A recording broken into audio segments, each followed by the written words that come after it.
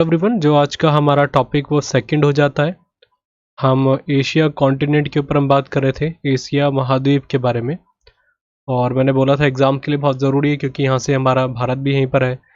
और सारी मैंने चीज़ें आपको बता भी दी थी लास्ट टाइम में, बड़ी वीडियो थी, आपने उस टॉपिक को पूरा समझ लिया होगा। कुछ एक्स्ट्रा चीज़ें थी, उनको भी हमें इसमें देखना ज़रूरी है, तो बहुत बारीकी से समझेंगे। एक चीज़ मैं हमेशा बोलता हूँ, चाहे हम ज्योग्राफी पढ़ रहे हैं चाहे स्टैटिक जीके, मैं ये स्टैटिक जीके के पॉइंट ऑफ व्यू से बता रहा हूँ। हालांकि मैंने बता रखा है आपको, अगर कोई एक आध कैपिटल आपके दिमाग से निकल गई होगी या मैंने वहाँ पर नहीं कराई होगी स्टैटिक जीके के कोर्स में, हालांकि मैंने सारे करा रखी हैं, पर जो हमारी नेबरिंग कंट्री है प्लस में जो हमारी एशियन कंट्रीज़ हैं, सारी तो आपको याद रखने की ज़रूरत नहीं उनकी कैपिटल्स, पर कोशिश करिएगा कि जितनी भी एशियन कंट्रीज़ हैं हमारी आसपास खासकर, उनकी थोड़ी बहुत कैपिटल याद रहे तो उतना वैल्यूबल रहेगा। क्योंकि हमारी जो एशियन कंट्रीज़ है वहाँ से कैपिटल वाइज जो स्टैटिक जीके के क्वेश्चन बनते हैं वो पूछे जाते हैं कई बार, तो इसको थोड़ा सा दिमाग में रखें कि एशियन कंट्रीज़ की जो कैपिटल है, राजधानियाँ हैं, उनको हम याद रखें। मैं सारी चीज़ें बता चुका था कि किस किस तरीके से हमको याद रखना है। कि बेरिंग जल संधि हो गई जिसको हमने यहाँ पर बात करी थी, बेरिंग स्ट्रेट उसको कहा जाता है, हम सब चीज़ बात कर चुके हैं। आप जानते हैं गोबी मरुस्थल कहाँ पाया जाता है? आपका गोबी मंगोलिया में पाया जाता है, और ये भी आपको पता है सबसे बड़ा डेजर्ट की बात करें ठंडे में इसी को कहा जाता है, राइट। और पामीर का पठार मैं आपको बात कर चुका था, ये सारे हम बात कर चुके थे। दक्कन पठार आपको कहाँ पर देखने को मिलता है? यहाँ पर मिलता है, अगर उस तरीके से देखें। कैस्पियन सी लेक के बारे में मैंने बात करी थी, 5 कंट्री के साथ मिलता है। ये सभी को एक बार आप रिकॉल कर लीजिएगा, जो बहुत महत्वपूर्ण है। फिर मैंने बताया था विश्व की छत को, पामीर को, पठार को कहा जाता है। देखिए एक और आपका थोड़ा सा मैं आगे बात करूंगा वैसे। एक होती है एलबुर्ज सैडी, ठीक है, एलबुर्ज यहीं पर है आपका एलबुर्ज। और ये कई बार आता है कि बताइए एलबुर्ज कहाँ पर आपका पड़ता है, मैं भी आपको बताऊंगा। वैसे ईरान में पड़ता है। हम अलग अलग तरीके से मैं कोशिश करता हूँ कि जो भी कंट्रीज़ यहाँ पे दिख रही हैं उन सभी के, बड़ी बड़ी कंट्रीज़ हैं उनके कोई जो मेन मेन पॉइंट है हम उनको डिस्कस कर ले।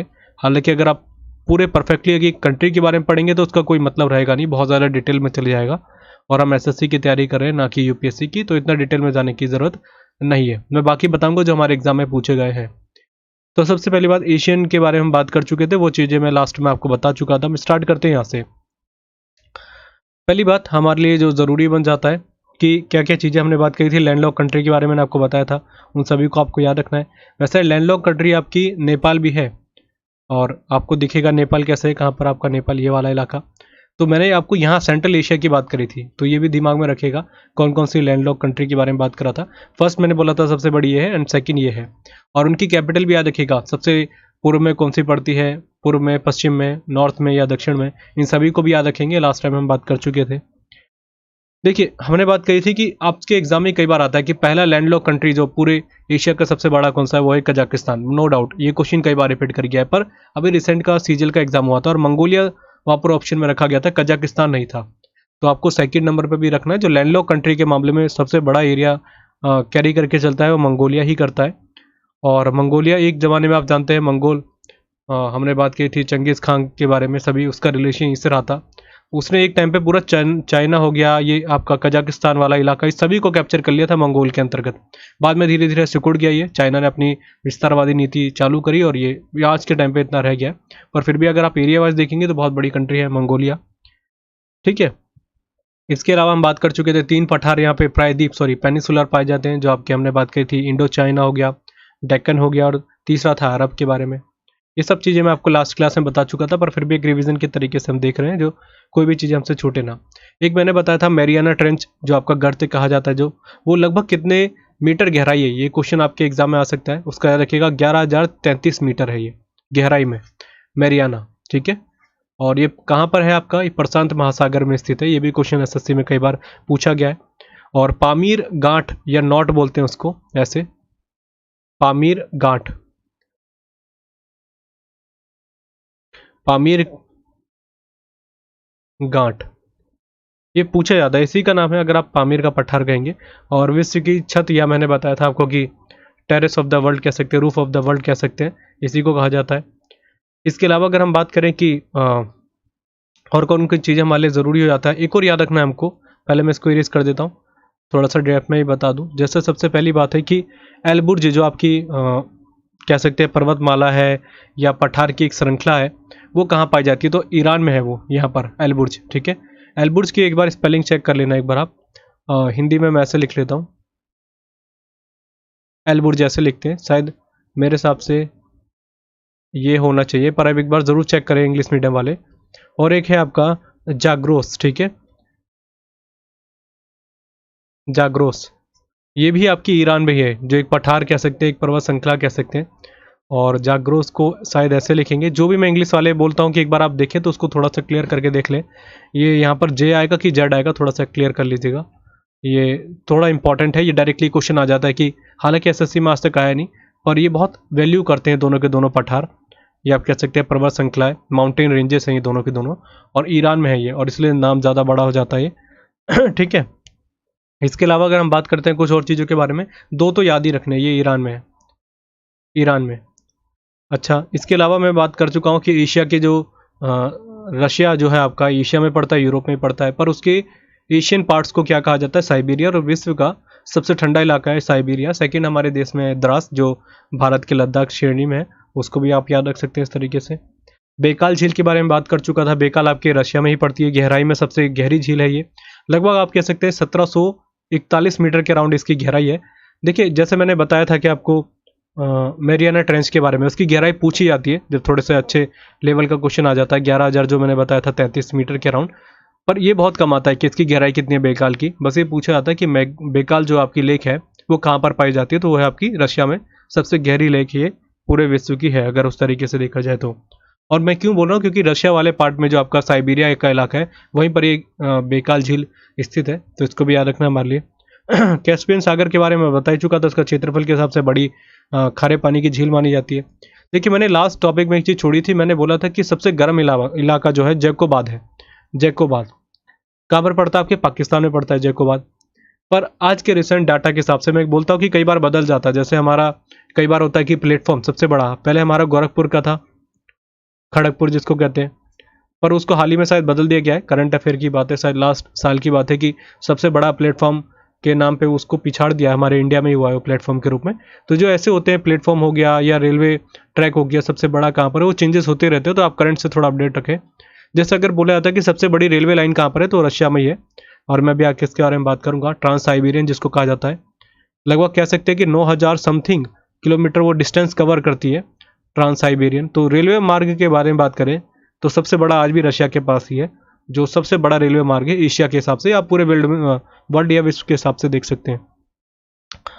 अच्छा, इसके अलावा हमने बात कर ली थी, बेकाल झील हो गया, कैस्पियन सागर हो गया। मैंने ठंडा इलाका बोला था कि बरखोस्यांक, याद रखिएगा, बरखोस्यांक, बरखोयांस्क बोलते हैं इसको कई बार, ये रशिया में ही पड़ता है। और गर्म इलाके मैंने बात करी थी क्या, जैकोबाद। हाँ, एक चीज़ मैं बोल रहा था कि कल मैं बोलने वाला था कि आपको सबसे गर्म इलाका भी हाल ही में एक आपका इजराइल का रहा था, जिसको कहते हैं तीरथ जवई। ठीक है, तीरथ जवई, जवी, ये आपका पड़ता है कहाँ पर, इजराइल में। ये रिसेंट में इसको पिछाड़ दिया है गर्म के मामले में। जैसे हमारा राजस्थान का सबसे गर्म स्पेसिफिक जगह बोले वो है आपका राजस्थान स्टेट वाइज, पर अगर आप बोलेंगे कौन सी जगह है, वो है चुरू। चुरू कहाँ पड़ती है, आपके राजस्थान में पड़ती है, सबसे गर्म इलाका है भारत का। और इसी तरीके से कई बार बदल भी जाता है, जैसे आपका मानसीन राम पहले चेरापूंजी आप जानते हैं कि सबसे बारिश वाला इलाका हुआ करता था। हालांकि मानसीन राम जो है आपका, ये भी आपके चेरापूंजी के पास ही पड़ता है, पर उस तरीके से कई बार आपकी जगह बदल जाती है, तो इसको याद रखें। अगर एग्जाम में आता है कि एशिया का सबसे गर्म इलाका कौन सा है, तो आप जैकोबाद में पहले राइट आंसर लगा के जाइएगा। सपोज अगर ये नाम नहीं है तो आप तीरथ जवी पे जा सकते हैं। और ये कौन सी जगह है, ये इजराइल की है। और इजराइल कहाँ पर पड़ता है, आपका इस तरफ पड़ता है, ये रहा इजराइल। ठीक है, यहाँ पर शायद वीडियो में आपको क्लियर नहीं दिखेगा क्योंकि थोड़ा सा क्वालिटी का फर्क पड़ जाता है, पर इजराइल इसी तरफ पड़ता है। अभी मैं बताऊंगा कौन कौन सी सीमा इसके साथ लगती है। इजिप्ट की जुड़ती है, जॉर्डन, सीरिया, ठीक है, इन सभी को याद रखिएगा। और एक है लेबनान। ये 4 कंट्री के साथ अपनी बाउंड्री शेयर करता है, और चारों की चारों इसकी प्रतिद्वंद्वी है लड़ाई के रूप में। अभी हम बात भी करेंगे इसराइल के बारे में, क्योंकि कुछ क्वेश्चन आपसे बन जाते हैं ज्योग्राफी के पॉइंट ऑफ व्यू से। ठीक है, हमने पहली बात करी है गर्म तीरथ जबी, जो आपका पड़ता है इसराइल में। और वैसे आज के टाइम पे हम जैकोबाद को राइट आंसर मानते हैं, और वैसे वो पाकिस्तान में है। और बरखोसियांक जो है अभी तक का सबसे बड़ा ठंडा इलाका है, और ये आपका रशिया की साइबेरिया में पड़ता है। ऐसा माना जाता है कि अगर आप उस पानी को, जो इस इलाके में अगर आप लेके जा रहे हैं, पानी को ऐसे उछालते हैं हवा में, तो तुरंत के तुरंत वो जम जाता है, मतलब पानी वाली फॉर्म को छोड़ देता है और द्रव को छोड़ के मतलब ठोस में आ जाता है। तो इतना ठंडा इलाका है रशिया का ये। साइबेरिया या बर्फोसियांक वाला इलाका जो हम बात कर रहे थे। इसलिए इसको कहा जाता है कि पृथ्वी का एक तरीके से शीत ध्रुव है ये, मतलब इसको ठंडा ध्रुव कहा जाता है या कोल्ड पोल के नाम से इसको जाना जाता है, जो बर्फोसियांक की मैंने बात बताई थी। इसका टेम्परेचर नॉर्मल अगर तरीके से हम बात करते हैं, इसका चले जाता है -69 डिग्री सेल्सियस के अराउंड, और ये बहुत ही कम टेम्परेचर है अगर उस तरीके से देखा जाए तो ये भी यहाँ से ज़रूरी बन जाता है। बाकी कई बार क्या होता है, हम याद करते हैं कि चाय में सबसे आगे कौन है, गन्ने में सबसे आगे कौन प्रोडक्शन में है, या चावल में कौन है, तो ये वैसे में हिसाब से गलत ही होता है। आप इसको याद ना रखें, करंट के हिसाब से एक बार देख लें।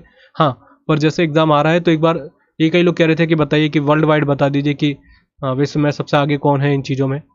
90% आप देखेंगे एशिया में सबसे ज़्यादा प्रोडक्शन यही करता है। चाहे आप बात करेंगे चावल के बारे में, गेहूं के बारे में, गेहूं में शायद भारत पहले आ गया अभी रिसेंट के डाटा के अकॉर्डिंग, पर ये फर्स्ट या सेकंड में ही रहता है ज़्यादातर। अगर आपको कुछ समझ में नहीं आ रहा, कि ऐसे क्वेश्चन आजकल वैसे आते नहीं है, पर फिर भी लग रहा है कि नहीं आ रहा, एशिया में पूछाएगा कि सबसे ज़्यादा प्रोडक्शन कहाँ पर होता है कुछ चीज़ों को लेके, ज़्यादातर में चाइना नंबर 1 पर ही रहता है, या रहेगा तो सेकेंड नंबर पर रहेगा। तो मेरा ये मानना रहता है कि अगर आप तुक्का लगा रहे हो तो चाइना को लगा के चले जाएँ, क्योंकि 90% हर चीज़ों में सबसे आगे चाइना ही है। चाहे आप कोई भी प्रोडक्शन उठा के देख लीजिए, जाएगा तो सेकंड नंबर पे जाएगा वो ज़्यादातर। अभी हम बात भी करेंगे कौन कौन सी चीज़ों को आपको याद रखने की ज़रूरत है। वैसे ऐसे क्वेश्चन आज के टाइम पे नहीं पूछे जा रहे हैं कि कौन सा कहाँ पर एक तरीके से है, ठीक है। तो बाकी अगर हम वैसे बात करें चावल की खेती पूरे वर्ल्ड में हिसाब से बात करें, 92% हमारे पूरे एशिया में ही होती है, जिसमें हमारा चाइना भी है, भारत भी है, बंगाल भी आपका करता है, पाकिस्तान भी इसमें इन्वॉल्व है। पर दो जो मेजर कंट्री है वो इंडिया और चाइना है, जो सबसे ज़्यादा चावल का प्रोडक्शन करते हैं। 92% पूरे वर्ल्ड का अगर देखा जाए तो एशिया में ही होता है। मतलब पूरे आप और कॉन्टिनेंट को लगा लीजिए, कॉन्टिनेंट को, वो 8% करते हैं, और पूरे विश्व का 92% बस यही कॉन्टिनेंट करता है, जिसको कहते हैं हमारा एशिया कॉन्टिनेंट या महाद्वीप, ठीक है। तो ये हो गया हमारा। बाकी इसके अलावा मैं बात करूँ, हाँ, एक बहुत ज़रूरी क्वेश्चन बन जाता है कि बताइए कि रबड़ की खेती सबसे ज़्यादा एशिया में कहाँ पर होती है। अगर विश्व के हिसाब से भी देखा जाए तो पहले नंबर पे ये आता है, जिसका नाम है थाईलैंड, ठीक है, थाईलैंड। तो थाईलैंड सबसे नंबर 1 पे अगर हम बात करें रबड़ की खेती में, रबड़। और वैसे अगर भारत के हिसाब से बोला जाए कि रबड़ के हिसाब से हमारा जो है सबसे ज़्यादा किसका प्रोडक्शन होता है, तो याद रखिएगा कौन सा स्टेट करता है हमारा, वो है केरला, सबसे ऊपर है, अव्वल नंबर पे। एक तो नारियल भी या कोकोनट कह सकते हैं, और दूसरा रबड़, इसमें सबसे आगे है। मसालों में भी आप बात करें, स्पाइसेस में, ये केरल इन चीज़ों में सबसे आगे रहता है। तो स्टेट वाइज ये कई बार आया, तो रबड़ में केरल नंबर 1 पे रहता है। वैसे वर्ल्ड के हिसाब से बात करें तो थाईलैंड नंबर 1 पे है हमारा, जो रबड़ का प्रोडक्शन सबसे ज़्यादा ये कहीं पर देखने को मिलता है, ठीक है। एक चीज़ और बता दूं, रशिया के बारे में बहुत नॉर्मल सी बात है। रशिया चलिए छोड़िए, पहले एशिया के बारे में बात करूं। एशिया जो चीज़ है हमारी, कि ये कई बार बोला जाता है कि सभ्यताओं का एक तरीके से जमावड़ा या सिविलाइजेशन का एक कह सकते हैं, एक तरीके से जो हमारी सिविलाइजेशन हुई है सारी की सारी, जैसे हमने बात करी थी सिविलाइजेशन में, आप इंडस वैली सिविलाइजेशन की बात करते हैं, हड़प्पा सभ्यता के बारे में बात करें, या मेसोपोटामिया की बात करते हैं, ये सारी की सारी कहाँ की है, ये इनका ओरिजिनेट कहाँ पर कहा जाता है, वो है हमारा एशिया में ही। जितने भी आप देखेंगे बड़ी बड़ी, मेसोपोटामिया हो गई आपकी, और इंडस वैली सिविलाइजेशन हो गया, या चाइना सभ्यता या चाइना सिविलाइजेशन की बात करते हैं, ये सारी सभी का उद्गम स्थान कौन सा है, एशिया ही है। तो ये कई बार आता है कि बताइए ऐसी कौन सी कॉन्टिनेंट है जहाँ पर सभ्यताओं का ओरिजिनेट हुआ है या सिविलाइजेशन का ओरिजिन कहा जाता है, वो हमारा एशिया कॉन्टिनेंट है। और इसको याद करने में कोई दिक्कतें नहीं होनी चाहिए मेरे हिसाब से, बहुत सिंपल सा पॉइंट है, ठीक है। अच्छा, एक बात है, मेसोपोटामिया के बारे में बात करते हैं। मेसोपोटामिया जो बहुत बड़े इलाके में फैला था आपका, अगर इस तरीके से बात करें, मैं मेसोपोटामिया को अलग से बताऊंगा इसमें, क्योंकि कुछ क्वेश्चन बनते हैं ज्योग्राफी के बैच में अगर हम बात करेंगे तो। वैसे हिस्ट्री में मैं कोशिश करूंगा इसके बारे में बताने के लिए, पर फिर भी मेसोपोटामिया की अगर हम बात करते हैं कि इस वाले इलाके में हुआ था आपका, ईरान वाले इलाके में अगर बात करेंगे मेसोपोटामिया, पर ये बोला जाता है कि ये कौन सी नदी घाटी के किनारे बसा हुआ था, क्योंकि अगर आप पुराने अगर हम देखेंगे, जाए हमारा इंडस वैली सिविलाइजेशन को देखें, तो सारे रिवर के किनारे ही बड़े बड़े इलाके हो, जाए मोहनजोदड़ो हो, जैसे वो सतलुज रिवर के किनारे था, आप रावी की नदी के किनारे हड़प्पा था, तो ये कहीं ना कहीं रिवर के किनारे बसे हुए करते थे।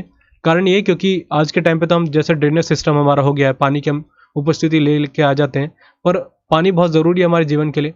तो ज़्यादातर ये क्या करते थे, सिविलाइजेशन जो हुआ करती थी सभ्यता, ये नदियों के किनारे हुआ करते थे, बसा करते थे। तो ऐसे ही दजला और जो आपकी दरात है, जो सॉरी दरात कह रहा हूँ मैं, फरात, दजला फरात रिवर, इसके किनारे आपका मेसोपोटामिया के एक तरीके से देखा जाए सभ्यता देखने को मिलती है।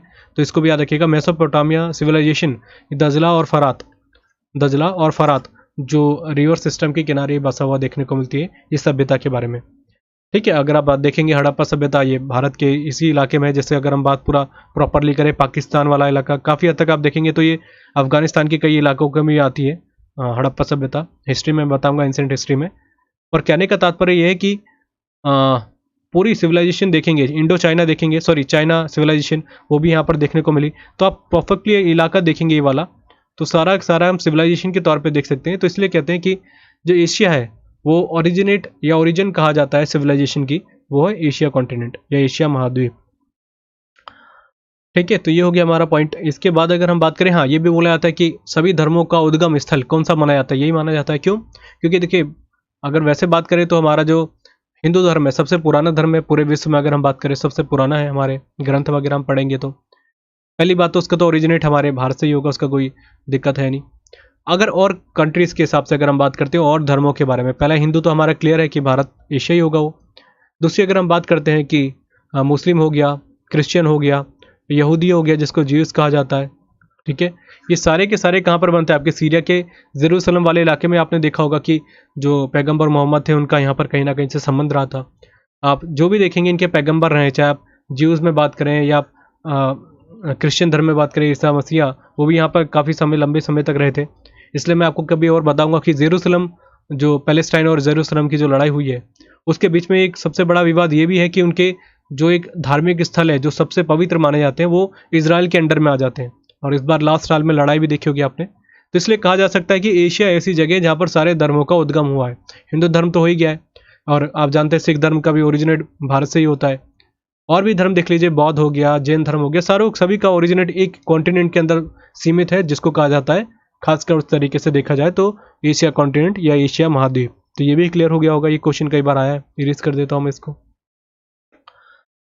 ठीक है, तो ये हो गया हमारे सारे पॉइंट। अब मैं थोड़े से जो पाकिस्तान के बारे में बात करता हूँ, क्योंकि अब हमारे जो पास का पड़ता है। वैसे मैं स्टैटिक जीके में बता दूंगा, अभी कई लोग कह रहे थे कि हमारी नेबरिंग कंट्री के हिसाब से बता दीजिए कि कौन कौन से स्टैटिक जीके के फैक्ट बनते हैं। अभी हम पढ़ रहे हैं ज्योग्राफी के पॉइंट ऑफ व्यू से, तो स्टैटिक वाले में हम बात अलग से करेंगे। हालांकि मैंने पाकिस्तान के बारे में आपको कई चीज़ें बता रखी हैं। अब हम देखते हैं पाकिस्तान के बारे में। पाकिस्तान का मैप ये आपको दिख रहा होगा, ये है मैप पाकिस्तान का। ठीक है, ये पाकिस्तान का मैप है, ये भारत का हिस्सा हुआ करता था किसी समय में।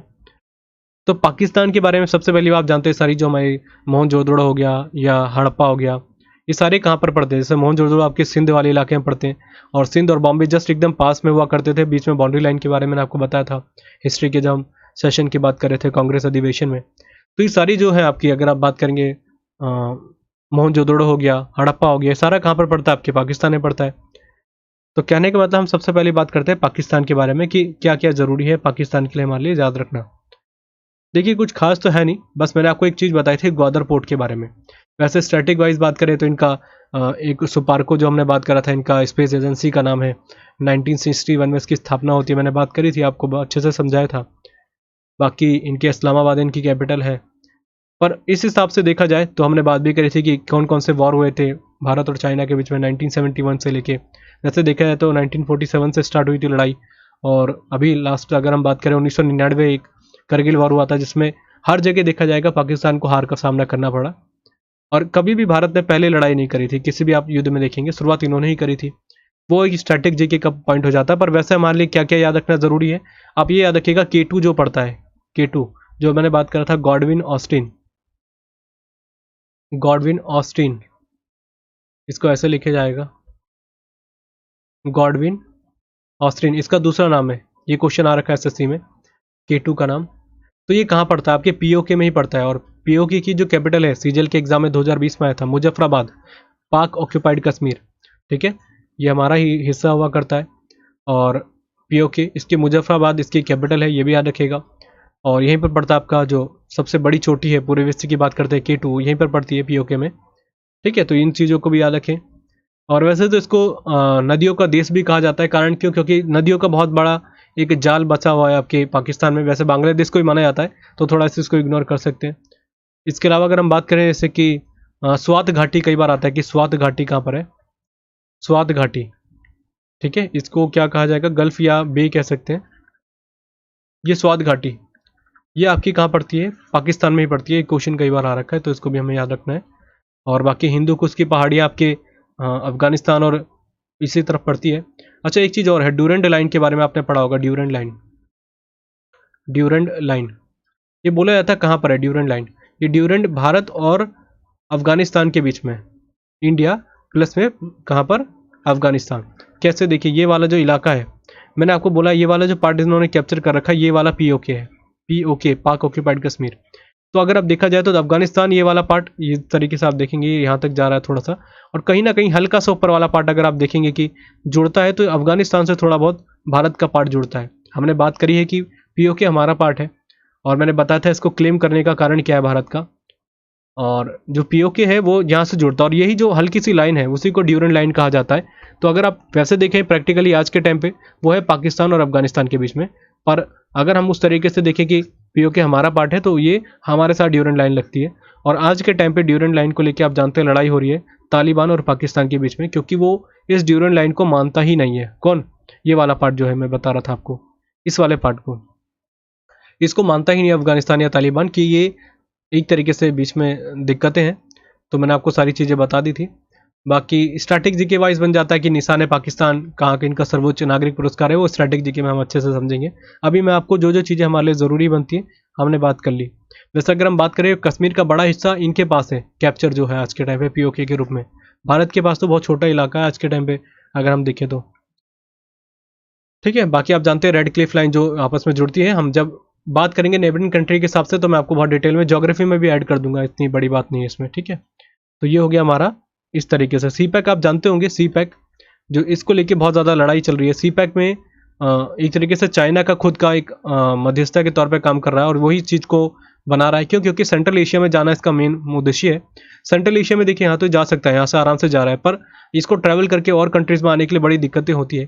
तो ये जानता है कि पाकिस्तान को इसको अपना यूज़ करना है, तो पाकिस्तान को यूज़ करने के लिए क्या कर रहा है, सी पैक बना रहा है, जिससे ये सोच रहा है कि पाकिस्तान के हमको ही फ़ायदा होगा इसमें। पर ये रियलिटी आप देखा जाए तो चाइना ने कभी ऐसा करा ही नहीं। चाहे आप चाबार पोर्ट को देख लीजिए, ग्वादर पोर्ट भी इन्होंने आज के टाइम पे अपने पास हथिया लिया है चाइना ने। तो आने वाले टाइम पे वो इस इलाके में जाना चाह रहा है डायरेक्टली, कि जो भी पाइपलाइन वगैरह है वो इनके पास डायरेक्ट आ जाए, जो कॉस्ट की बहुत ही कम पड़े और इनकी इकोनॉमी बूस्ट करे इससे। तो ये सभी मैं आपको कभी और बताऊंगा, क्योंकि ये एक तरीके से आईआर का पार्ट हो जाता है, इंटरनेशनल रिलेशन के बारे में। वो हमारा एसएससी के लिए ज़रूरी नहीं है। तो बस इतना याद रखना है जो मैंने आपको बता दिए। पर ये याद रखिएगा, Chabahar port, Gwadar port, Suez canal, ये कई बार एग्जाम में आ चुके हैं। इसके बाद हम बात करते हैं अफगानिस्तान के बारे में। ये है अफगानिस्तान, इसको इरेज कर देता हूँ मैं, फिर बताता हूँ। ये है अफगानिस्तान वाला पार्ट, मैंने बताया ये ड्यूरेंट लाइन बानी जाती है, और ये हमारे भारत का अभिन्न हिस्सा है। ठीक है, ये वाला पार्ट। और ये जो वाला पार्ट है ना, यहाँ पर भी थोड़ी दिक्कत है, ये अक्साई चीन है। आप जानते हैं अक्साई चीन में जो है, किसका नाम है, ये आपका चाइना ने अनाधिकृत तरीके से उसको एक तरीके से कैप्चर करके रखा है। आपने हमारे गृह मंत्री जो होम मिनिस्टर थे अभी हाल ही में हैं, कौन, हमारे अमित शाह, उन्होंने खुद कहा था कि हमारा ये अक्साई चीन एंड पीओके हमारा पार्ट है, और इसको कैप्चर कर रखा है चाइना ने। पर ये खास तरीके से बोलेंगे तो हमारा ही है। वैसे तिब्बत पूरा इलाका देखा जाए तो हमारा था, पर 1962 के वॉर में इसने सारा हथिया लिया था। और ये अरुणाचल प्रदेश में भी इस तरीके से कई बार इंटरवेन करता रहता है।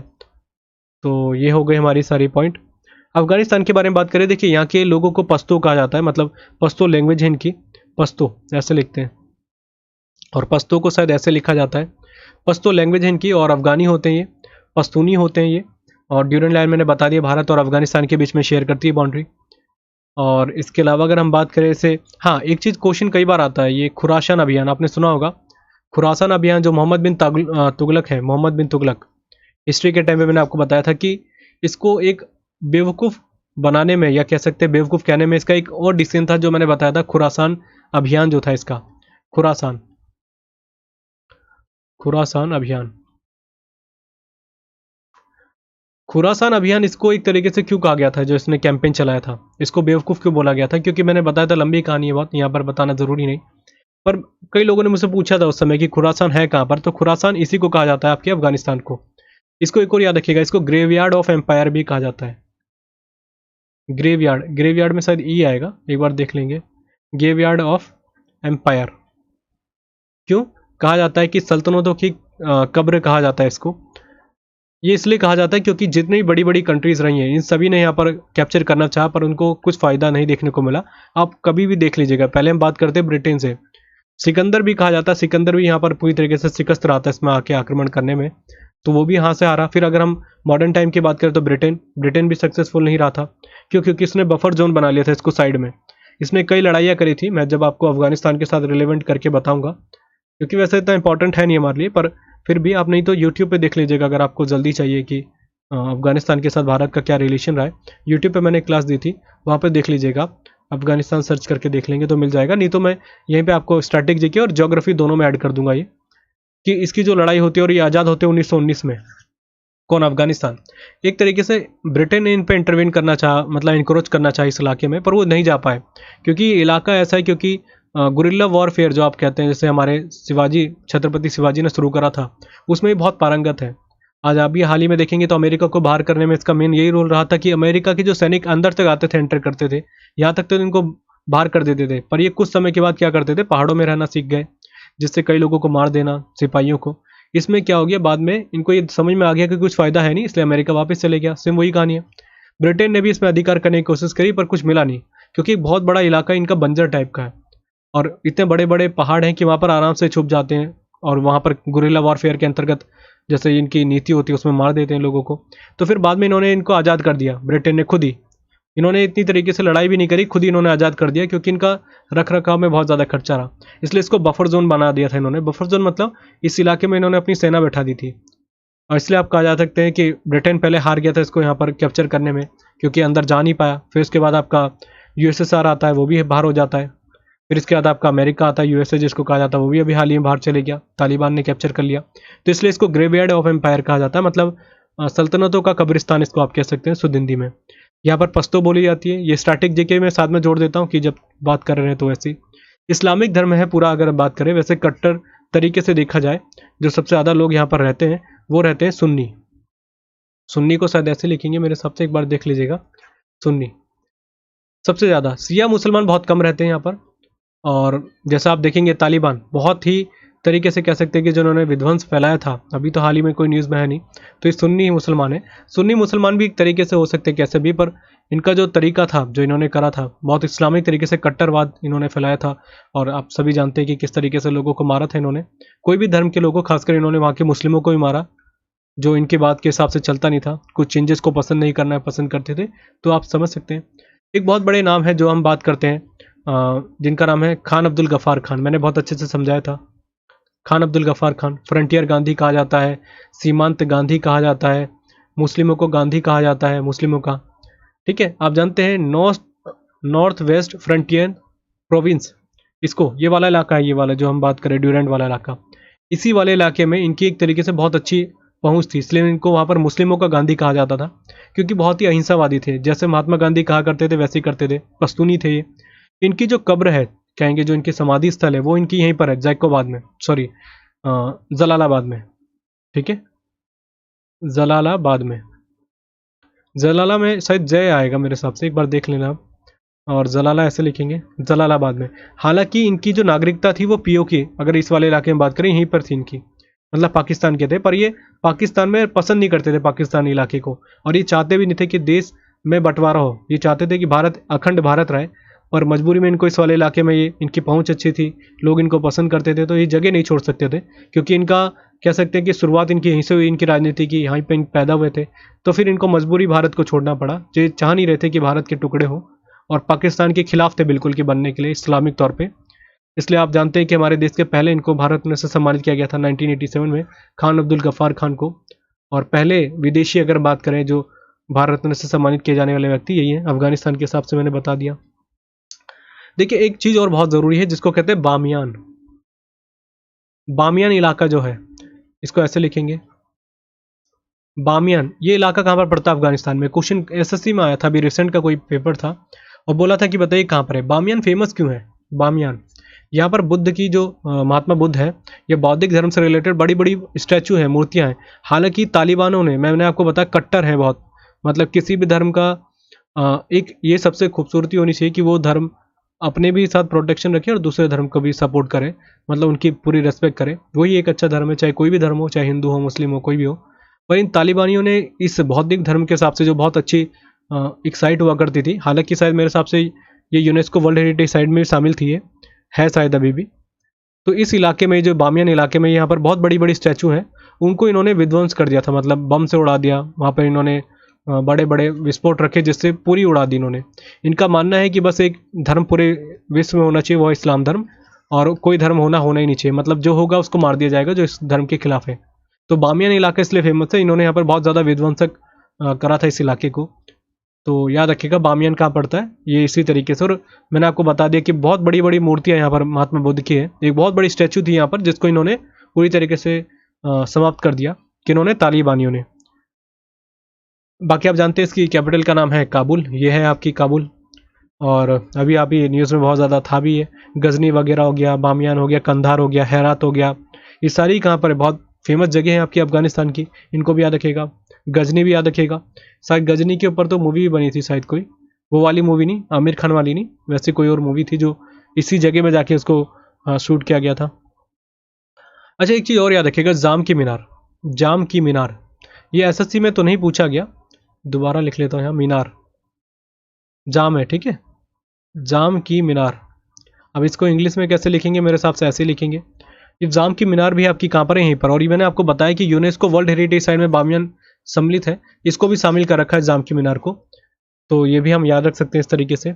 और इसके अलावा मैंने बताया था आपको, स्ट्रेटेजिक पॉइंट है अफगानिस्तान। जब तालिबान सरकार आने से पहले भारत ने बहुत सपोर्ट करा था अफगानिस्तान की सरकार को, क्योंकि हमने बताया कि सेंट्रल एशिया में एक तरीके से शामिल होने का मेन कारण यही था कि किसी तरीके से अफगानिस्तान के साथ एक अच्छे संबंध रहे, पर वो कारण सही नहीं रहा। पर फिर भी, चाहे काबुल में एक तरीके से या अफगानिस्तान में बोले आपके तालिबान आ गए हैं, पर फिर भी वहाँ के लोगों के साथ अच्छे रिश्ते हैं। और अफगानिस्तान और भारत के रिश्ते शुरुआत से अच्छे रहे हैं, अगर आप कभी भी देखेंगे, बहुत पसंद करते हैं वो। और अगर आप न्यूज़ वगैरह में देखते हैं, आप कभी मैचेस वगैरह देखते होंगे, तो पाकिस्तान से बहुत ज़्यादा नफरत करते हैं, क्योंकि जो उनको बर्बाद करने का जो मेन काम करा है वो पाकिस्तान ने ही करा है। अमेरिका को भेजना है, कोई भी बड़ी बड़ी एक तरीके से भेजना है यहीं पे, अफगानिस्तान को बर्बाद करने वाला देश कौन है, पाकिस्तान। तो ये हो गए हमारे जो ज़रूरी पॉइंट थे, मैंने आपको यहाँ से क्लियर करके बता दी। इतने ही क्वेश्चन है, बामियान पूछा जाता है डायरेक्टली किस चीज़ के लिए फेमस है, तो आप याद रखिएगा बड़े बड़े मूर्तियाँ वहाँ पर, एक महात्मा बुद्ध की बहुत बड़ी प्रतिमा देखने को मिलती है जिसको इन्होंने उड़ा दिया था, विध्वंस कर दिया था जिसका। नेपाल के बारे में बाद में अलग से बताऊंगा, फिर भी मैं ऊपर बता दूं, आप जानते हैं काठमांडू कैपिटल है, अभी हाल ही में लड़ाई भी रही थी। मैंने हिस्ट्री के टॉपिक में आपको ढंग से बताया था कि यहाँ पर एक सुगोली जो हुआ था ट्रीटी, उसके ऊपर मैंने समझाया था आपको, ठीक है। और बाकी आप जानते हैं कि सिक्किम और कंचनजंगा, देखिए मैं आपको बता दूं, एक कंचनजंगा है, कंचनजंगा, ये आपकी एक सबसे हाईएस्ट पीक की बात करते हैं भारत के, तो 3rd नंबर पे आती है सबसे हाईएस्ट, वो पड़ती है आपके सिक्किम के पास, इसी इलाके के आसपास पड़ती है वो। और उसका सबसे बड़ा पॉइंट है कि वो थोड़ी नेपाल में भी आती है, उसका एक रेंज के हिसाब से बात करें तो। पूछा जाता है कि कंचनजंगा कहाँ पर है, पहली बात तो सिक्किम में, सबसे ऊंची चोटी है भारत की, और उसका कुछ पार्ट यहाँ पर भी आता है देखने को, नेपाल में।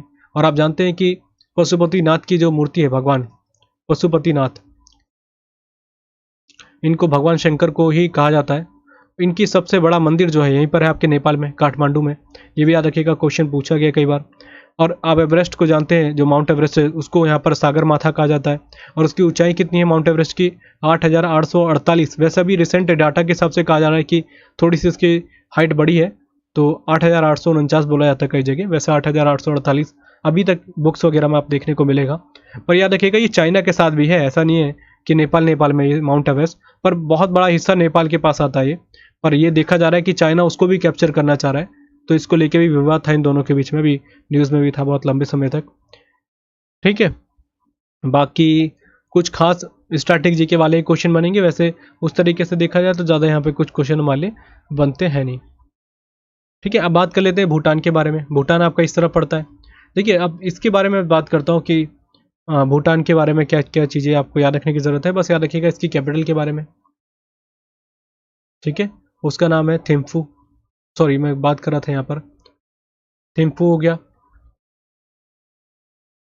इसको याद रखिएगा। और एक चीज़ बहुत ज़रूरी क्वेश्चन है, पूछा जाता है कि लैंड ऑफ थंडरबोल्ट, थंडरबोल्ट ये पूछा जाता है, किसको कहा जाता है, वो इसी को कहा जाता है, भूटान को। तो ये भी याद रखना हमारे लिए बहुत ज़रूरी है। बाकी आप सभी जानते हैं कि आप जानते हैं कि जो हमारा वर्ल्ड फ्रीडम डे, जो वर्ल्ड हैप्पीनेस इंडेक्स जो चाहता है एक तरीके से, उसमें एशिया में एक तरीके से अच्छा देश माना जाता है भूटान को।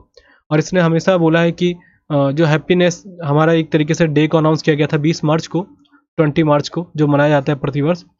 तो इन्होंने बोला था इंटरनेशनल हैप्पीनेस डे एक तरीके से मनाना जाना चाहिए। और ये किसके रिकमेंडेशन में किया गया था? ये भूटान के रिकमेंडेशन में ही कहा गया था कि इसको मनाना चाहिए, क्योंकि सबसे पहले अपनाने वाला ये देश भूटान ही बना था। तो ये भी आप याद रख सकते हैं, क्वेश्चन ऐसे आ जाते हैं हालांकि।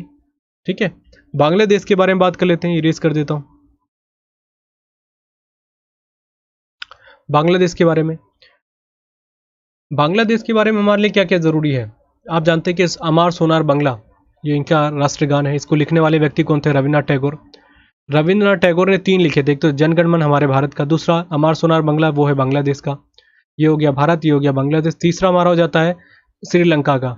यहाँ का भी इन्होंने एक नेशनल एंथम लिखा था। तो ये 3 नेशनल एंथम लिखने वाले पूरे विश्व के एकमात्र व्यक्ति जो है वो है हमारे रविन्द्रनाथ टैगोर। तो इनको भी याद रखिएगा, क्वेश्चन आपके एसएससी में आया था ये।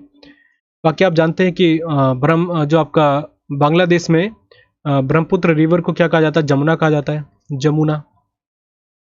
और अगर उस तरीके से बोलें कि जो एक तरीके से ब्रह्मपुत्र के साथ गंगा मिल जाती है, उसको क्या कहते हैं? पद्मा कहते हैं। ये सारे आप पढ़ चुके हैं, हालांकि मैं अलग से आपको जब रिवर सिस्टम की बात करूंगा तो बहुत डिटेल में समझाऊंगा। एक और याद रखिएगा, तीस्ता रिवर। तीस्ता रिवर ये बहुत ज़रूरी है। ये तीस्ता रिवर आपकी बांग्लादेश की बहुत फेमस नदियों में से एक मानी जाती है ये। तो इसको भी याद रखिएगा, बाद में खुद पद्मा से मिल जाती है तीस्ता रिवर। तो इसको भी याद रखेंगे, बांग्लादेश की बहुत फेमस नदियों में से एक है। और इसको भी नदियों का देश कहा जाता है, इसलिए मैंने बोला था कि आप पाकिस्तान को याद ना रखें, क्योंकि बहुत बड़ा जाल है अगर आप देखेंगे नदियों का बांग्लादेश में। तो ये भी आप याद रख सकते हैं। बाकी मेरे हिसाब से और कुछ ज़्यादा याद रखने की ज़रूरत है नहीं। मैं अलग से जब हम बात करेंगे, ढाका आप जानते हैं कैपिटल है, मैं अलग से आपको और चीज़ें समझा दूंगा। और एक और याद रखिएगा, मैत्री सेतु के बारे में आपने सुना होगा। इसके निर्माण में ना भारत ने बहुत ज़्यादा हेल्प करा था। मैत्री में, मैत्री पुल कहा जाता है या ब्रिज कहा जाता है, इसमें हेल्प किया था। और फैनी रिवर पे है ये, फैनी नदी पे। क्वेश्चन ऐसा आ जाते हैं, हालांकि शायद एसएससी में पूछा गया है क्वेश्चन, तो मुझे ढंग से याद नहीं, पर आप देख लीजिएगा। फैनी रिवर पे है ये, फैनी रिवर ऐसे लिखेंगे, एक बार चेक कर लेंगे आप। ठीक है, ये हो गया हमारा पूरा क्लियर। इसके बाद हम बात करते हैं हमारा श्रीलंका। देखिए ये है श्रीलंका, यहाँ पर हल्की सी जल संधि जुड़ रही है, इसी को कहा जाता है पाल्की स्ट्रेट। ये एसएससी के एमटीएस में कई बार पूछा जा चुका है। सबसे पहले आया था 2011 के पेपर में एमटीएस में। तो याद रखिएगा, पाल्की स्ट्रेट जल संधि है, या इसको कहा जाता है पाक जल डमरू मध्य।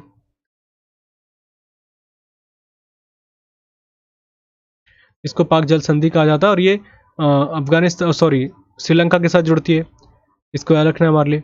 बाकी मैंने स्टैटिक जीके के कोर्स में आपको बहुत अच्छे से समझा दिया है, जो नेबरिंग कंट्री है इनके बारे में। आप उसके साथ जुड़े हैं तो ठीक है, नहीं तो आप खुद सर्च करके देख लीजिएगा। नहीं तो मैं कोशिश करूंगा एक दिन ज्योग्राफी के पॉइंट ऑफ व्यू से स्टैटिक जीके वाले क्वेश्चन भी इसमें ऐड करा दूंगा, जिससे आपको दिक्कतें ना हो। ठीक है, तो ये हो गया हमारा। इरेज करके आगे बात हम करते हैं। पाक जल संधि हो गई। एडम्स ब्रिज आप जानते हैं, यहीं पर पड़ता है आपका एडम्स ब्रिज, जिसको कहते हैं आदम का पुल। आदम का पुल, एडम्स ब्रिज वैसे इसको कहा जाता है, ऐसे लिखेंगे एडम्स। ये श्रीलंका के साथ है। अच्छा, एक ने आपने सुना होगा जाफना के बारे में, जाफना प्रायद्वीप। ये भी क्वेश्चन आपके एसएससी में आ रखा है। जाफना, ये फा है, जाफना प्रायद्वीप। ये कहाँ पर आपका, जिसको कहते हैं जाफना पेनिसुला। जाफना को मेरे हिसाब से ऐसे लिखेंगे, ये पूछेगा तो आपसे, आप याद रखिएगा श्रीलंका के उत्तरी भाग में पड़ता है ये। और बस इतना याद रखें, तो पहला आदम पुल हो गया जो आपका, जिसको सम सेतु भी कहा जाता है, सम सेतु। इसी को एडम्स ब्रिज को पूछा जा सकता है, इसका दूसरा नाम क्या है तो याद रखना है। आदम जो आपका जाफना पेनिसुला है, या जाफना आपका प्रायद्वीप है, यहीं पर पड़ता है आपका श्रीलंका में। बाकी इसकी फसल के बारे में आपको ज़्यादा याद रखने की ज़रूरत है नहीं, क्योंकि एशिया में हर कोई कंट्री एक जैसी प्रोडक्शन होता है, क्योंकि क्लाइमेट एक तरीके का है। एक तरीके से लैंड एरिया देखें तो ऑलमोस्ट सिमिलर ही है, तो ज़्यादा दिक्कतें होती नहीं। हाँ, मन्नार की खाड़ी के बारे में हम जानते होंगे। मन्नार की खाड़ी, मन्नार की खाड़ी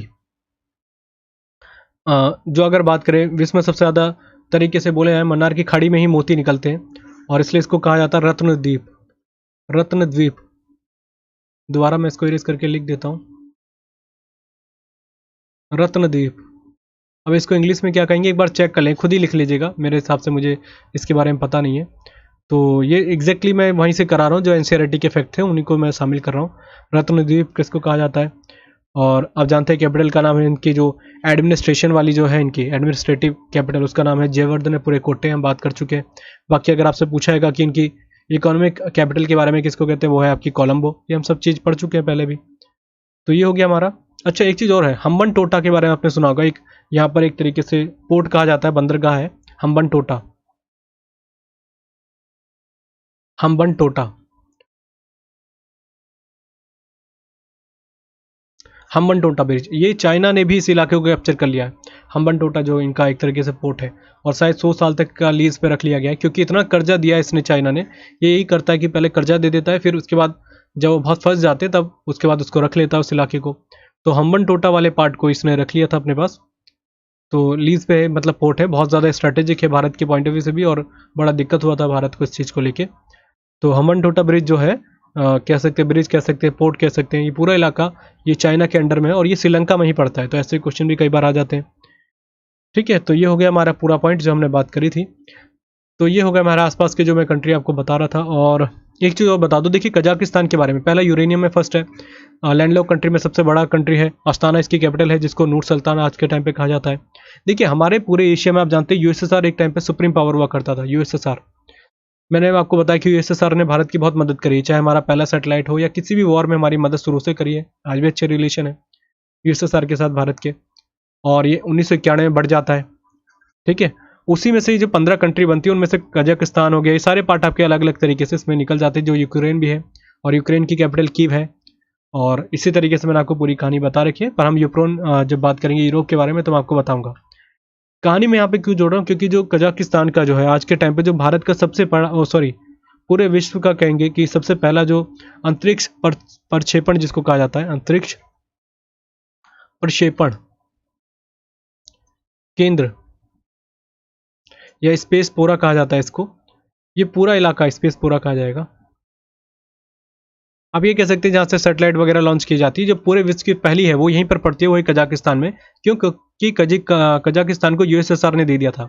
इसको बनाया किसने था? यूएसएसआर ने ही बनाया था। पर जब ये डिवाइड हो जाता, टूट जाता है, तो ये कहाँ पर आ जाता है? कजाकिस्तान के अंडर में आ जाता है। तो इसको आपको याद रखना है। जैसे मैंने बताया था कि चेरनोबिल जो था आपका, चेरनोबिल कहाँ पर पड़ता है? आपके कीव में। कीव कहाँ है? आपकी कैपिटल है वो आपकी यूक्रेन की। तो कीव वाले इलाके में चेरनोबिल पड़ता है। पर इसको बनाने वाला देश कौन सा था? यूएसएसआर था, रशिया जिसको आज के टाइम पे कहा जाता है। फिर बाद में उसी के अंडर में चले गया, तो आज के टाइम पे माना जाता है कि चेरनोबिल इन्हीं के पास था। और मैंने बताया था 1986 में घटना हुई थी, जिसमें बहुत लंबी कहानी बताई थी स्ट्रैटेजी के कोर्स में। तो अगर आपसे पूछा जाएगा कि विश्व का पहला अंतरिक्ष प्रक्षेपण केंद्र या कहेंगे स्पेस पोरा सबसे पहला कौन सा है, तो इसको याद रखिएगा, ये कजाकिस्तान में है। और इसकी स्थापना होती है 1955 में। क्योंकि उसके टाइम पे जब हम बात करें, यूएसए इतना पावरफुल नहीं था जैसा आज के टाइम पे नासा का नाम है। वैसे जैसे आज के टाइम पे रोस्कोसमोस है, इसकी स्पेस एजेंसी का नाम है, किसकी? रशिया की। तो उस समय इतना नाम रोस्कोसमोस का हुआ करता था, बहुत बड़ा नाम था। पर जैसी सुप्रीम पावर बना यूएसए, तो वो आगे निकल गया इससे। नासा आज के टाइम पे सबसे बड़ी पावर है, चाहे स्पेस के हिसाब से भी देखा है। तो याद रखिएगा 1955 में वो कजाकिस्तान में ही रखी गई थी, कजाकिस्तान को दे दिया था इसने। जो सबसे पहला अगर बात करें विश्व का ये था। इसका नाम कई बार आता है, इसका नाम है बाइकुनूर। बाइकुनूर, इसको ऐसे लिखेंगे, ठीक है, बाइकुनूर इसका नाम है। और ये आज के टाइम पे यहीं पर, और यूरेनियम में बता चुका हूँ सबसे ऊपर है। हाँ एक चीज़ और है, सेंट्रल एशिया की जो घास के मैदान है या ग्रास लैंड जिसको कहा जाता है, उसको क्या कहा जाता है? उसको कहते हैं स्टेपिस।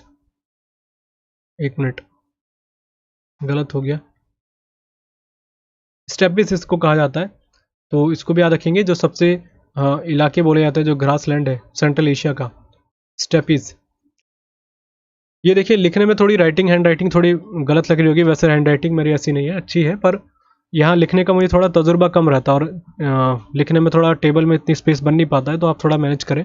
अगर आपको लगेगा कि राइटिंग में कोई इशू है, तो आप नेक्स्ट टाइम पे डाउट सेशन में डाल दीजिएगा, मैं थोड़ा उसको ध्यान से समझाने की कोशिश करूँगा। इसके बाद हम बात कर लेते हैं कुछ और चीज़ों के बारे में, मालदीव के बारे में। मालदीव जो मैंने बात करी थी कि मालदीव एक टाइम पे आने वाला समय में समाप्त होने वाला है, बिल्कुल कहने वाली बात है कि समाप्त हो ही जाएगा वो, क्योंकि ग्लोबल वार्मिंग के बारे में मैंने आपको बताया था। तो आप जानते हैं कि जो इसके बारे में कुछ और चीज़ें मैं बताने वाला था, दिमाग से निकल गया मेरे। हाँ, इसकी कैपिटल तो हो गई आप मालदीव की माले है, पर आपसे पूछा जाता है कि यहाँ पर लैंग्वेज कौन सी बोली जाती है, उसका नाम है दिवेही। एक बार आप इंग्लिश वाले देख लीजिएगा, मैंने इसको हिंदी में सारा पढ़ा था, तो इसलिए मुझे समझ में नहीं आ रहा क्या है इसकी, कैसे इसको लिखेंगे, पर आप इंग्लिश मीडियम वाले एक बार चेक करके देख लीजिएगा। वैसे यहाँ पे सिंहली लैंग्वेज भी बोली जाती है, सिंहली, सिंहली को ऐसे लिखेंगे, सिंहली लैंग्वेज। सिंहली लैंग्वेज आपकी श्रीलंका में बोली जाती है, ये क्वेश्चन कई बार आया आपके, सिंहली लैंग्वेज मैंने आपको स्टैटिक जीके के कोर्स में बताया था। यहाँ पर तमिल भी बोली जाती है आपकी श्रीलंका में, और कहीं ना कहीं कल्चर मिलता है श्रीलंका से थोड़ा बहुत। तो मालदीव में एक तो आपकी देही लैंग्वेज बोली जाती है और दूसरी सिंहली, तो आपके एग्जाम में ज़्यादातर ये आता है, तो इसको भी याद रखेंगे आप लैंग्वेज के हिसाब से। और आप सभी जानते हैं मालदीव जो था आपका, ये ब्रिटेन का उपनिवेश रह चुका है, मतलब यहाँ पर भी इन्होंने कब्जा करा था, किसने, अंग्रेजों ने, और फिर 1968 में इन्होंने छोड़ दिया था इनको, 1968 में छोड़ा, आप लगाइए मालदीव को। और आज के टाइम पे सबसे बड़ा जो टूरिस्ट प्लेस है बन गया है। कैपिटल आप जानते हैं इसकी माले है। और आप जानते हैं कि ये किससे अलग होता है भारत के, उस तरीके से बोले जाए तो 8 डिग्री चैनल से। मैं अलग से आपको बताऊंगा सब चीज़ों के बारे में। 8 डिग्री चैनल से ये अलग हो जाता है, मिनी कॉय जिसको कहा जाता है, मिनी कॉय। ये शायद मेरे हिसाब से आपने पढ़ा भी होगा। भारत से जो, भारत के जो मिनी कॉय जो द्वीप है हमारा, उससे अलग होता है मालदीव, और उसी के बीच में है जो आपका 8 डिग्री चैनल, तो ये भी आप याद रख सकते हैं मेरे हिसाब से। अच्छा, और याद रखिएगा जो आपका मालदीव 1968 में आज़ाद हुआ था, अगर उस तरीके से देखा जाए, पर आने वाले टाइम पे अस्तित्व में शायद ये रहेगा नहीं, उस तरीके से भी कह सकते हैं। अच्छा, इसके अलावा मैं कुछ और चीज़ें बता रहा था आपको कि हाँ, अगर हम बात करते हैं एशिया की, जो एशिया की सबसे बड़ी रिवर में मैंने आपको बताया था यांसी रिवर, जो चाइना के येलो रिवर जिसको कहा जाता है। ये क्वेश्चन सबसे ज़्यादा आता है कि एशिया की सबसे बड़ी रिवर में 3rd नंबर की कौन सी है। सेकंड नहीं आता, 3rd आता, तो 3rd नंबर पे आपकी मेकांग, मेकोंग वैसे बोलते हैं इसको, मेकोंग, मेकांग वैसे हिंदी में इसको ऐसे लिखा जाता है, मेकोंग रिवर। ठीक है, तो याद रखिएगा दक्षिण एशिया जो अगर हम बात करें, दक्षिण पूर्व एशिया में या साउदर्न जो आपका ईस्ट वाला पार्ट है, वहाँ पर ये बहती है आपकी मेकांग। और वैसे अगर बात करें कहाँ से कहाँ तक बहती है, तो बहुत बड़ी रिवर है, जैसे मैंने बताया 3rd बड़ी रिवर में मानी जाती है। ये आपका म्यांमार में भी जाती है, लाओस में भी जाती है, कंबोडिया में भी जाती है, और कंबोडिया में ही सबसे बड़ा अंकोर वाट का मंदिर है, पूरे विश्व का सबसे बड़ा मंदिर, वो भी याद रखिएगा कंबोडिया में पड़ता है। कंबोडिया हो गया आपका, कहाँ बात है मैंने बात करी है, म्यांमार हो गया, लाओस हो गया, कंबोडिया हो गया आपका, वियतनाम हो गया, और बस इतने देशों में ही बहती है, तो इसको भी आपको याद रखने की ज़रूरत है। मेकांग रिवर के बारे में बात करी थी, पर ये निकलती कहाँ से मेकांग रिवर, ये निकलती है आपके चाइना से। ठीक है, तो ये वाला इलाका जो दिख रहा है आपको चाइना से, और ये लाओस हो गया, कंबोडिया हो गया वाले, वियतनाम वाले पार्ट में देखिए ऐसे जाएगी। ठीक है, तो इसको भी याद रखिएगा, जो आपके लिए ज़रूरी बन जाती है यहाँ से। और बस इतनी चीज़ें हमको याद रखने की ज़रूरत है, मेरे हिसाब से बस इतने क्वेश्चन बनेंगे तो हो जाएगा। और कंबोडिया में आप जानते हैं अंकोर वाट का मंदिर है, ये मैं आपको स्टैटिक जीके के कोर्स में कई बार बता चुका हूँ। इसके अलावा अगर हमारे लिए सबसे ज़रूरी, हाँ, एक आता है आपका golden triangle. Golden triangle, triangle ऐसे होगा, गोल्डन ट्रायंगल में कौन कौन से देश आते हैं, तो याद रखिएगा, एक है आपका लाओस, दूसरा हो जाता है आपका थाईलैंड, यहीं पे दिखाता हूँ मैं आपको, लाओस हो गया, थाईलैंड हो गया आपका, और तीसरा हो जाता है आपका म्यांमार। तो ये कई बार क्वेश्चन आ जाता है कि बताइए कौन कौन सी कंट्री ट्रायंगल शेप में आती है, तो पहला ऐसा आएगा ये ऐसे, तो इसलिए इसको कहा जाता है ट्रायंगल शेप में। तो गोल्डन ट्रायंगल में लाओस हो गया, थाईलैंड हो गया, और आपकी म्यांमार हो गया। ये क्वेश्चन कई बार पूछा गया, तो इस तरीके से हम याद रख सकते हैं। बाकी बस इतना याद रखें। म्यांमार के बारे में कुछ बात बताता हूँ। ऐसा आप जानते हैं मांडले जेल, ये एक टाइम पे ये भी अधिकार में था। म्यांमार जो ब्रिटेन के टाइम पे मांडले जेल में भेजा गया था आपके बहुत बड़े बड़े लोगों को, किसी को भी आप देख लीजिए, बाल गंगाधर तिलक को भेज दिया गया था, आपके वीर सावरकर को भेज दिया गया था, बड़े बड़े लोगों को भेजा गया मांडले जेल में। तो यहीं पर आपका पड़ता है ये मांडले, ये कई बार पूछा जाता है। और आप जानते हैं कि इसकी राजधानी के बाद है न्यापिताव, नेपिताव बोला जाता है, मैं कई बार आपको बता चुका हूँ स्टैटिक जीके के कोर्स में। कैपिटल वाइज तो आप उसी को देख लीजिएगा, स्टैटिक जीके में आप समझ लेंगे। ठीक है, इसके अलावा अगर हम बात करें कि और किस चीज़ के लिए ज़रूरी है, मांडले हो गया। अच्छा, एक चीज़ और है, मांडले जो जगह है, मांडले, मांडले जो जगह है आपकी, ये कौन सी नदी के किनारे बसा हुआ, ये क्वेश्चन ऐसे आ जाते हैं। इसको कहते हैं इरावती रिवर, इरावती रिवर या इरावती नदी के किनारे ये बसा हुआ है मांडले। ऐसे क्वेश्चन आ जाते हैं, जो बड़ी बड़ी जगह है ना, ये ऐसे क्वेश्चन आज के टाइम पे आ रहे हैं। और वैसे अगर बात करें कि म्यांमार का प्यू शहर है, जो पूरे विश्व में एक तरीके से चावल का कटोरा कहा जाता है पूर्वी इलाके में, और आप इतना मत याद रखें, वो एसएससी के लेवल से थोड़ा सा ऊपर हो जाएगा। बस जो मैंने आपको बता दिया याद रखें। आपने रिसेंट में चाहे 4-5 साल पहले की बात, आपने रोहिंग्या के बारे में सुना होगा, जो शरणार्थी आए थे, वो रोहिंग्या यहीं से आपको एंटर कर रहे थे, और आज भी एक बहुत बड़ा इशू बन रहा है भारत के लिए।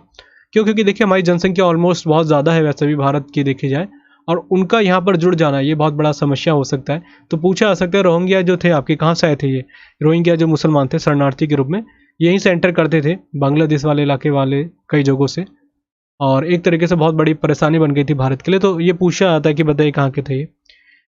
इसके अलावा मैं कुछ और बताता हूँ, इरेज कर देता हूँ फिर आगे बात करता हूँ। ठीक है, तो ये हो गया हमारा पूरा पॉइंट जो हमने सारी चीज़ें बात कर ली थी, इतना ही आप याद रखेंगे। चलिए देखिए मलेशिया के बारे में कुछ बात करता हूँ। मलेशिया को बोला जाएगा कि किस तरीके से आपको याद रखना है। पहली बात तो रबड़ के बारे में जानते हैं, थाईलैंड सबसे फर्स्ट में। पर रबड़ का भी अगर बात करें तो यहाँ पर भी अच्छा प्रोडक्शन रहता है रबड़ का। अगर आपके सामने थाईलैंड ऑप्शन में नहीं है तो आप मलेशिया आ रहा है तो आप इसको भी राइट आंसर लगा सकते हैं, बहुत अच्छा प्रोडक्शन ये करता है। कुआलालंपुर आप जानते हैं इसकी कैपिटल का नाम है। और बस इतने ही क्वेश्चन, ज़्यादा वैसे मलेशिया से मुझे अभी याद नहीं आ रहे। जो मुझे लग रहा है कि बताने लायक है वो मैं आपको बता दूंगा। इंडोनेशिया के बारे में बात कर लेते हैं। इंडोनेशिया एक इसका आप जानते हैं कालीमंतान जिसको कहा जाता है, एक जगह है इसकी। पहले इंडोनेशिया के बारे में बात कर लेते हैं। देखिए पूरे विश्व में सबसे ज़्यादा मुस्लिम संख्या बोले समुदाय की संख्या जो है आपकी पूरे विश्व में सबसे नंबर पे है इंडोनेशिया। सेकंड नंबर पे भारत में आता है नंबर उसका, क्योंकि मुस्लिम हमारे यहाँ आबादी जो 2011 की जनगणना के अकॉर्डिंग शायद 22-23 करोड़ है और आगे बढ़ेगी। हर देश में बढ़ती है जैसे हमारी जनसंख्या बढ़ रही है, हो सकता है आगे और बढ़ेगी। पर उस तरीके से देखा जाए पर इंडोनेशिया फर्स्ट नंबर पे है मुस्लिम आबादी के हिसाब से, तो फर्स्ट नंबर पे ही है और भारत हमारा सेकंड नंबर पे मुस्लिम आबादी के हिसाब से। इसके बाद हम जानते हैं कि इसके 2 आइलैंड हैं इंडोनेशिया के। तो इंडोनेशिया के दो आइलैंड का नाम सुमात्रा है, एक का नाम आप जानते हैं बोर्नियो जिसको कहा जाता है, कालीमांतान उसको कहा जाता है बोर्नियो। ये आप कई बार स्टैटिक जीके में पढ़ते होंगे करंट अफेयर के पॉइंट ऑफ व्यू से। दूसरा है सुमात्रा। और वैसे इसको बोला जाता है कि बोर्नियो का दूसरा नाम क्या है, तो इसका रखेंगे कालीमंतान। कालीमंतान ऐसे लिखा जाता है इसको, कालीमंतान। और इसको कहते हैं अंदलश, सुमात्रा को अंदलश, तो इसको भी आप याद रख सकते हैं। और एक और याद रखिएगा क्राकोतोवा। मैं अलग से आपको वॉल्केनोस के बारे में बात करूंगा तो मैं आपको बताऊंगा। वैसे इंडोनेशिया में ही पड़ता है आपका क्राकोतोवा, क्राकातोवा जो एक वॉल्केनो है, ज्वालामुखी है, यहीं पर है वो। और जावा आइलैंड पे पड़ता है वो, जावा पे। इसको भी आप याद रखिएगा, जावा आइलैंड पे पड़ता है आपका क्राकोतोवा। इसके अलावा अगर हम बात करें हाँ एक चीज़ बहुत ज़रूरी है अगर हम उस तरीके से देखें इंडोनेशिया के बारे में। इंडोनेशिया मैंने आपको पॉपुलेशन वाइज बता दिया। दूसरी बात सिनकोना जो पेड़ होते हैं हमारे सबसे ज़्यादा इंडोनेशिया में पाए जाते हैं सिनकोना के। और मैं आपको कई बार बता चुका हूँ यूट्यूब पे कि इसी से आपकी कुनेन एक तरीके से दवाई बनती है, कुनेन। और जब बढ़ेंगे साइंस के ऊपर कभी तो उसमें बताऊँगा मैं आपको। तो सिनकोना के वृक्ष सबसे ज़्यादा कहाँ पर पाए जाते हैं, आपके यहीं पर पाए जाते हैं इंडोनेशिया में। ये क्वेश्चन आ रखा है। और इसी से आपकी मलेरिया की बीमारी जो होती है उसको समाप्त करने के लिए भी दवाई बनती है कुनेन, वो यहीं से बनती है। तो ये हो गया ओवरऑल, मैंने आपको बहुत चीज़ें बता दी हैं। इसके बाद देखिए एक लंबा सेशन हो गया, इसको मैं यहाँ पे ब्रेक कर देता हूँ। हालांकि मैंने ऑलमोस्ट आपका करा दिया है। जो मुझे कंट्री नज़र आ रही है मैं लग रहा हूँ कि जो बताने लायक है मैं आपको बता दूंगा। और मैंने एशिया के बारे में आपको बहुत ज़्यादा बता दिया है। जब हम साथ में और चीज़ें पढ़ते रहेंगे, जैसे मैं आपको बताऊँगा कि पठार के बारे में बात करेंगे या हम रिवर्स के बारे में बात करेंगे, तो मैं आपको वर्ल्ड वाइड भी बताऊँगा। तो उसमें भी आपके कॉन्सेप्ट आधे क्लियर हो जाएंगे। वैसे अगर आप बहुत बेसिक में जाएंगे तो उसका कोई मतलब बनने का नहीं, क्योंकि वैसे भी मान ले बहुत सारे क्वेश्चन बन जाते हैं, वो ज़्यादा लंबा पड़ जाएगा मान ले, तो उसको थोड़ा सा इग्नोर हम करेंगे। ठीक है, तो मुझे लगता है चलिए जल्दी जल्दी बता ही देता हूँ लास्ट में, फिर इसके बाद जब मैं आपको बताऊँगा कि और भी टॉपिक हमारे बनेंगे तो उसको देख लेंगे। मैंने बताया जैसे आपके रिवर की बात करूँगा तो सारे वर्ल्ड की रिवर बताऊँगा जो हमारे लिए ज़रूरी है। अगर आप वैसे डिटेल में जाने लग जाएंगे कि देश के बारे में तो उतना महत्वपूर्ण हमारे लिए बनता है नहीं है। इसके बाद हम बात करते हैं जापान के बारे में। जापान भी हमारे लिए थोड़ा सा ज़रूरी है। जापान के बारे में आपको क्या क्या चीज़ें याद रखनी है, सबसे पहले हम उसी चीज़ को समझते हैं। जापान की हम देखते हैं सबसे पहली बात, इसको क्या कहा जाता है। इसको कहा जाता है सूर्योदय देश। ठीक है, जहाँ पे सबसे जो क्या कहा जाता है, राइजेस सन। ठीक है, राइज कहाँ पे होता है सबसे पहले, तो इसलिए इसको कहा जाता है सूर्योदय का देश जापान को। इसकी कैपिटल टोक्यो है। इसको निप्पन भी कहा जाता है, निप्पन। निप्पन क्यों कहा जाता है, क्योंकि निप्पन को एक तरीके से जापानीज में, शायद जापानीज है या कोई और भाषा, वैसे मेरे हिसाब से जापानीज में ही एक तरीके से सूर्य उदय कहा जाता है, सनराइज कहा जाता है, इसलिए इसको कहा जाता है। इसको फूलों का देश भी कहा जाता है,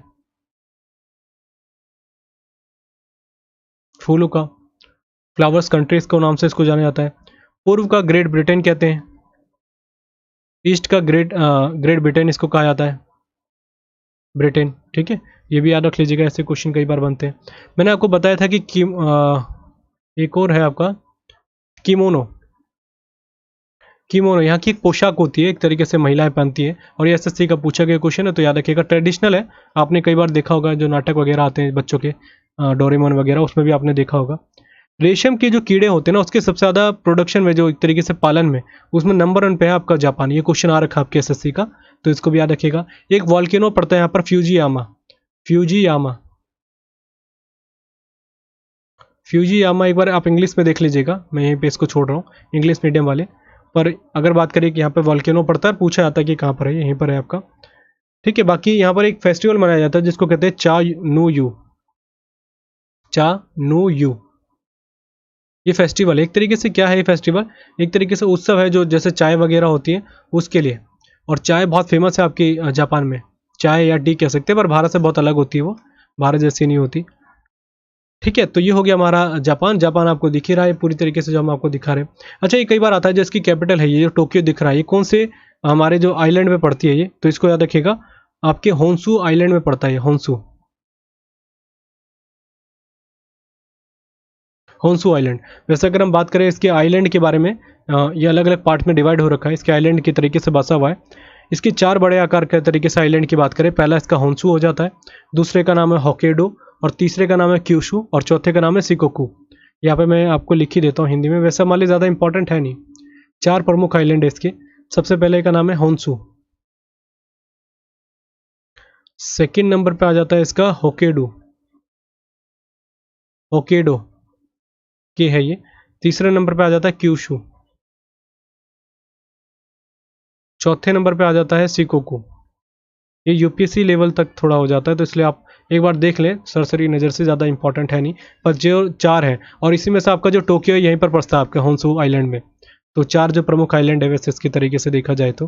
वैसे अगर आप बात करेंगे इसके आइलैंड टोटल कितने, 3900 के अप्रोक्स इसके आइलैंड माने जाते हैं। तो ये हो गया हमारा टोक्यो के हिसाब से, और बस इतनी चीज़ें आपको याद रखनी है, मेरे को नहीं लगता इससे ज़्यादा आपके लिए ज़रूरी है। बाकी देखिए, आपकी जो अरबियन कंट्री है उनके बारे में हमें ज़्यादा पढ़ने की ज़रूरत नहीं है, क्वेश्चन वहाँ से ज़्यादा आते नहीं है। ठीक है, एक चीज़ मैं आपको छोटा सा बता दूं, अरबियन कंट्री में ही एक आता है ओमान। ओमान के ही आसपास में अगर हम बात करें, एक आती है आपकी होर्मुज। होर्मुज उसको कहते हैं स्ट्रेट। ये बोला जाता है कहाँ पर पाई जाती है, आपके ओमान के पास में ही, यहीं पे। और होर्मुज, इसको ऐसे लिखेंगे, होर्मुज, होर्मुज। तो पूछा जाता है होर्मुज जल संधि कहाँ पर है, तो आपके ओमान के पास पड़ती है ये। ठीक है, तो ये हो गए हमारे क्लियर। और ईरान के बारे में आपको बता चुका हूँ, ज़्यादा हम डेप्थ में जाएंगे नहीं, क्योंकि इतने एसएससी में आते नहीं। हमको ज्योग्राफी स्मार्टली वर्क भी करने हैं, जब मैं कोई और टॉपिक साथ में जोड़ता रहूँगा तो मैं आपको साथ में बताता रहूँगा कि हाँ, आप इसको ऐड कर सकते हैं। अब मैं थोड़ा सा एक इसराइल के बारे में बात कर लेता हूँ, क्योंकि इसराइल हमारे लिए छोटा मोटा एक तरीके से क्वेश्चन बन जाते हैं यहाँ से। स्टैटिक वाइज नहीं बात करेंगे हम, इसकी ज्योग्राफिकली तरीके से बात करेंगे। ये आपका इसराइल है यहाँ पे, ठीक है। इसराइल की बात करते हैं। इसराइल देखिए किन किन कंट्री से घिरा हुआ, ये क्वेश्चन इसलिए ज़रूरी बन जाता है, मैं आपको बताऊंगा। पहला सीरिया, दूसरा जॉर्डन है, ठीक है, एक आपका इजिप्ट हो जाता है, इसको भी याद रखेंगे। 4 कंट्री के साथ है, जॉर्डन, सीरिया, लेबनान और मिस्र, जिसको इजिप्ट कहा जाता है। 1 मिनट, ठीक है, तो 4 कंट्री हो गई, और यहीं पर आपका लेबनान पड़ता है, लेबनान। तो कितनी कंट्री हो गई, फिर मैं दोबारा लिख देता हूँ। पहला है आपका जॉर्डन, जॉर्डन के साथ बहुत लड़ाई है इसकी पुरानी। दूसरी है आपका सीरिया, तीसरा आपका है लेबनान, और चौथा है आपका इजिप्ट, इजिप्ट। तो ये आपकी 4 कंट्री है जिसके साथ घिरा हुआ, और सभी के साथ इसकी लड़ाई है। अभी हाल ही में तो कई अरेबियन कंट्रीज ने, पहले तो इसको कोई भी, जो पाकिस्तान जैसे देश हैं, इसको एक तरीके से देश के रूप में इसको मान्यता ही नहीं दी थी। क्यों? क्योंकि पैलेस्टाइन से निकल के बाहर बना था ये, पैलेस्टाइन से। और पैलेस्टाइन के बीच में आपने पता है फिलिस्तीन जिसको कहते हैं, लड़ाई हुई थी। अच्छा, इसराइल बना कब था, तो 18 मई 1948 की बात है जब ये बनता है, और यहूदियों का एक स्पेशल देश है। और इसलिए भी कई जगह आप देखेंगे कि इसराइल को लेके कई लोग विवादित रहते हैं, कि हमारे भारत में देखेंगे तो कई अलग होते हैं, इसराइल के पक्ष में बोलते हैं, कई लोग नहीं बोलते। कई जगह आप देखेंगे 2 समुदाय के बीच में, हिंदू मुस्लिम में भी ये चीज़ें आ जाती हैं। मुस्लिम पैलेस्टाइन जो आपका हुआ था अभी आपको विवाद, पैलेस्टाइन फिलिस्तीन, और हिंदू ज़्यादातर आपके इसराइल में हो गए थे। ऐसा नहीं कि एक परफेक्ट पूरी कम्युनिटी रही है, ऐसा नहीं है। कईयों ने पैलेस्टाइन की मदद करी थी, कईयों ने सपोर्ट करा था, कईयों मुस्लिम ने आपके इसराइल का करा था। ज़्यादातर मुस्लिम इसमें नहीं करते एग्री। क्यों? क्योंकि इनके बीच में विवाद है। इसी चीज़ को लेकर जो मैंने बताया था, जेरूसलम जो पवित्र जगह मानी जाती है मुस्लिमों की, और वहीं पर इनका भी पवित्र स्थल है, क्योंकि इनके जो पैगंबर मोहम्मद है उन्होंने भी यहाँ अंतिम समय बिताया था, और मुस्लिम धर्म के भी, और सेम आपके क्रिश्चियन धर्म के भी रहे थे यहाँ पे। इसलिए ज़्यादातर इनके बीच में विवाद होता है। पहले हुआ करता था क्रिश्चियन और यहूदियों के बीच में, पर ये धीरे धीरे विवाद अब मुस्लिमों के बीच में बढ़ गया है। और जैसे 1948 में बना ये इसराइल, तो इसको कई देशों ने एक तरीके से प्राथमिकता दी नहीं, इसको मान्यता ही नहीं दी थी। पर इसराइल ने इंडिया का हमेशा सपोर्ट कराया, अगर उस तरीके से देखें। इसलिए पैलेस्टाइन के साथ भी इंडिया के सपोर्ट अच्छे हैं, रिलेशन अच्छे हैं। तो आपने देखा होगा जब इस बार युद्ध हुआ था तो इंडिया न्यूट्रल रहा था इस कंडीशन में, पर इसराइल कभी भी न्यूट्रल नहीं रहता, इंडिया के सपोर्ट में हमेशा खड़ा रहता है। आप किसी भी चीज़ में देखिएगा, करगिल वॉर हो, कोई भी हो, सभी जगह सपोर्ट करा इसराइल ने। इस बार जब अभी 2019 में युद्ध वाली आकांक्षा हो गई थी, आशंकाएं, तो उसमें इसराइल ने सब खुला सपोर्ट करा था कि वो पाकिस्तान के खिलाफ इंडिया को फुल सपोर्ट करेगा। तो ये भी है मेन कहानी। तो इसकी आज़ादी याद रखिएगा वर्ष 1948 में होती है, और जो पैलेस्टाइन से अलग होकर बनता है, और पैलेस्टाइन को ही पवित्र भूमि कहते हैं, जो मैंने आपको बताया था। तो इसको भी आप याद रख सकते हैं, क्योंकि यहाँ पर आपके हज़रत मूसा यहाँ के निवासी थे। बहुत मैंने आपको लंबी कहानी हो जाएगी, तो उतना हम डिटेल में देखेंगे नहीं। तो ये हो गया हमारा एशिया कॉन्टिनेंट पूरा समाप्त, ठीक है। इससे ज़्यादा आपको याद रखने की ज़रूरत है नहीं, मेरे हिसाब से क्लियर हो गया होगा एशिया कॉन्टिनेंट के बारे में, एशिया महाद्वीप के बारे में। बाकी मुझे कभी लगेगा कि हाँ कुछ चीज़ें छूट गई है, मैं आपको बताऊंगा तो बता देंगे, वैसे इतना कोई ज़रूरी है नहीं। ऊपर ऊपर से देखना था जो जो चीज़ें हैं। ल्यूसेंट से तो बहुत ज़्यादा मैंने आपको बता दिया, क्योंकि ल्यूसेंट में तो बहुत छोटे पार्ट में इसको डिवाइड खत्म कर दिया गया है।